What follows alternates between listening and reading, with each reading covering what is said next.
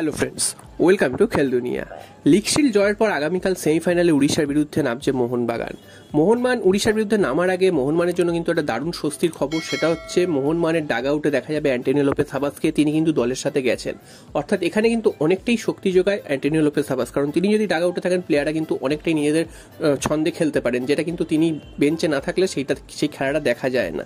এছাড়া আরও একটা ভালো খবর রয়েছে, সেটা হচ্ছে সাহাল আব্দুল সামাদ তিনি কিন্তু পুরোপুরি ফিট, সেটা কিন্তু দলের ম্যানেজমেন্টের পক্ষ থেকেই জানিয়ে দেওয়া হয়েছে। অর্থাৎ কালকের ম্যাচে তাকে কিন্তু পুরো ফিট অবস্থায় দেখা যাবে এবং তিনি হয়তো ফার্স্ট 11-এই শুরু করবেন। তো বুঝতেই পারছো মোহনবাগানে যদি সাহাল আব্দুল সামাদ ফিরে আসে, মাঝমাঠটা কিন্তু আরও শক্তিশালী হবে।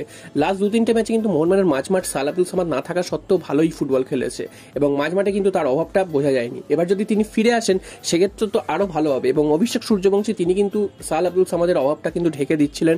তো দেখা যাক অভিষেক সূর্যবংশীকে বসিয়ে সাহাল আব্দুল সামাদকে কালকে প্রথম থেকে নামায় কিনা। তো এছাড়াও কিন্তু মোহনবাগান আগামীকাল কিন্তু দলে খুব যে বেশি চেঞ্জ করবে তেমনটা কিন্তু নয়। গোলে সে বিশাল কাটি থাকবেন, ডিফেন্সও যেমন আনচেঞ্জ ছিল তেমনই থাকবে। কালকে কিন্তু ব্র্যান্ডন হ্যামিল রেড কার্ড দেখার জন্য তিনি কিন্তু থাকবেন না, যদিও ব্র্যান্ডন হ্যামিল ফার্স্ট 11-এই লাস্ট কয়েকটা ম্যাচে খেলছিলেন না।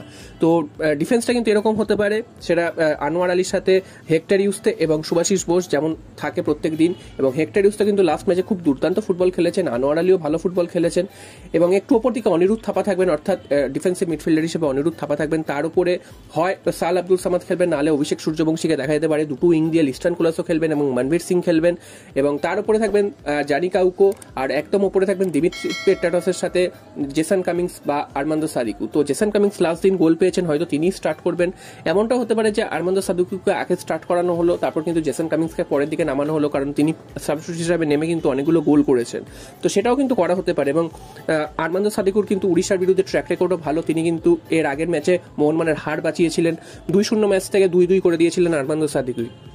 এই মরশুমে কিন্তু উড়িষ্যার সাথে মোহনবাগানের এখনো খেলায় কিন্তু সমান সমানে রয়েছে, অর্থাৎ একটা জিতেছে একটা হেরেছে এবং বাকি দুটো ড্র হয়েছে। আইএসএলে কিন্তু এখনো পর্যন্ত কোনো দল জিততে পারেনি, দুবারই ড্র হয়েছে এবং এএফসি কাপের ম্যাচে যুবভারতী ক্রীড়াঙ্গনে 5-2 গোলে হারিয়ে দিয়ে গেছিল মোহনবাগানকে এবং মোহনবাগান আবার উড়িষ্যাতে গিয়ে 4-0 গোলে হারিয়ে এসেছিল। তো বুঝতেই পারছো একটা তুল্যমূল্য লড়াই হবে এবং রয় কৃষ্ণা রয়েছে, ডিয়েগো মরিসিও রয়েছে, মোর্তাজা ফল রয়েছে। তো সবাই মিলে কিন্তু দুর্দান্ত একটা চেষ্টা করবে উড়িষ্যার তরফ থেকেও, কারণ উড়িষ্যার সমস্ত ট্রফি হাতছাড়া হয়েছে, সুপার কাপও হাতছাড়া হয়েছে, লিগ শিল্ডও হাতছাড়া হয়েছে। তো তাদের সামনে এখন এই ট্রফিটাই জেতার সুযোগ রয়েছে।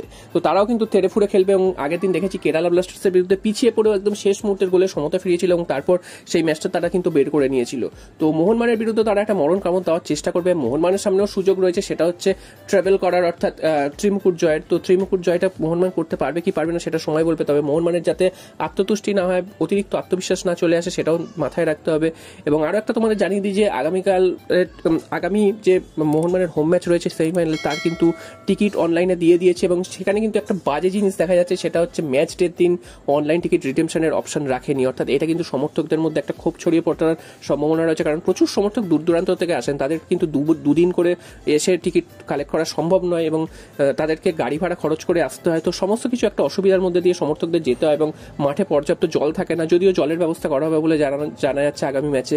তো এই সমস্যাগুলো হয় এবং মোহনবাগান সমর্থকরা যদি আরও একদিন আগে এসে টিকিট কালেক্ট করতে আসে তাহলে কিন্তু অনেক সমর্থকই আসবে না। তো এইটা কিন্তু ম্যানেজমেন্টকে মাথায় রাখতে হবে যে দর্শক সংখ্যা বাড়াতে গেলে কিন্তু দর্শকের স্বাচ্ছন্দ্যের দিকটাও মাথায় রাখতে হবে। তো এটা একটা বাজে ডিসিশন, দেখা যাক পরে এই ডিসিশনটা চেঞ্জ হয় কিনা।